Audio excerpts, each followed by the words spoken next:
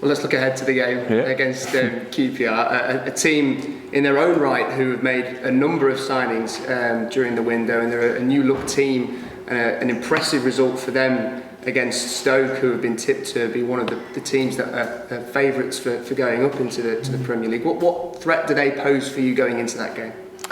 They had a big, I think they were a big threat in transition, especially offensive transition, and at real pace. When I think of Eze or all the others around him, so it was really impressive. But as I always said now, and that's what I said, especially after the second half against Derby from our side, what we can bring in, and this is an important thing because I think that we have as well threats to wound them. What did you learn from that result against Derby, particularly in the second half? Yeah, first of all, I learned a lot from the first half because it's always quite clear that players maybe in the pre-season behave a bit different than when the pressure comes on. So this was impressive for me to learn, and I learned quick about it because in halftime we already changed.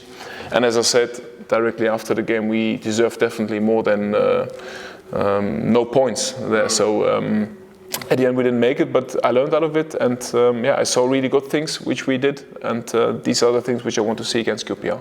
And in terms of the travel to London and Loftus Road in particular is quite an intimate ground in its own right, and playing there. What have you been working on going into that game in the training? Especially transition and compactness, because in the first half where there were several moments where we were not as compact as we could have been.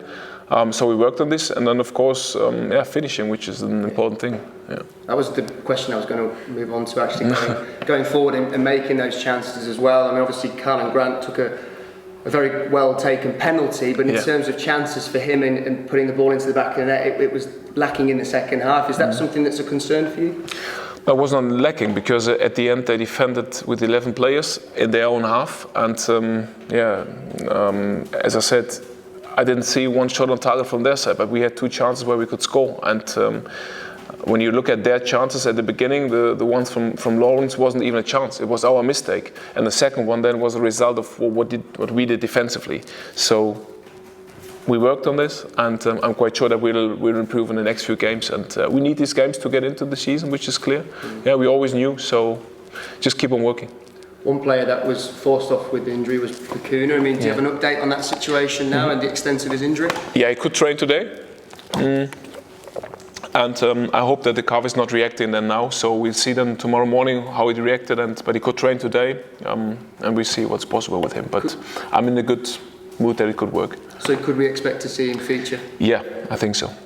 Just going back to a couple of other sort of guys who didn't feature, like Reece Brown wasn't there, Jaden Brown, Josh Karoma. Are they really all ones for the future, or should we be expecting them to be involved in the first team squad quite soon? Yeah, at the right time you should be expecting that they are in the squad or maybe even playing. So for me it's just important to bring them to the level where we have to see them and where they can perform directly. And when I trust this situation, then we could be expecting to see them in the squad or even starting. How far do you think they are off that point, Jan? Well, I would say not so far, but it's always because of the decision we have many bodies in the squad, and we will see what happens in the transfer period. So it's always important to have a general overview for it, and it's important that, as I always said, like I did with Karlan. When Karlan came in, I didn't bring him directly on the pitch because then they need time to understand the game. We worked in pre-season, but it's now getting in the pressure situation with the game. And when I think now they're ready, then I will put them on the pitch and I will bring them in the squad or whatever is possible. Yeah, a little bit off on a tangent, but D'Amico Dehaney obviously hasn't featured at all. No. What is the latest on him? Yeah, the latest that is not even in team training, unfortunately. So it had been a real problem. How do you say, with the ankle or so? So I think ankle would say. Sorry that I don't know the real term. I know what it is, but I don't have it on my mind now. So it will take time with him, definitely. So he's still doing the conditioning. Has now some ball works, but he's not in team training, and this will take time. Just on the QPR game. Going down there, obviously we've started unfortunately with a defeat. Yeah.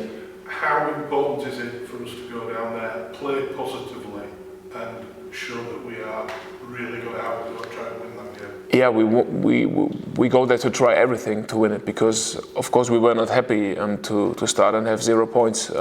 But we saw their game, we analyzed their game, and now we saw our game, analyzed it, and we find solutions, as I said, to compete there and go there because we want to win there. Yeah? So it's important for me that we get something out of the game, and yeah, we try everything for it.